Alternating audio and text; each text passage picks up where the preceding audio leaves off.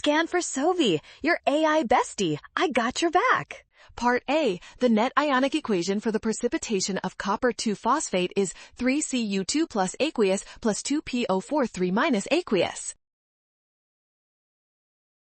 Part BI, the solubility product expression is KSP equals the concentration of Cu2 plus times the concentration of OH minus squared. Part BI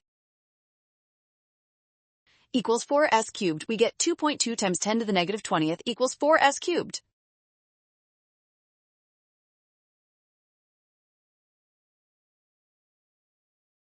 Part C, the student is incorrect because lowering the pH increases the concentration of H plus ions.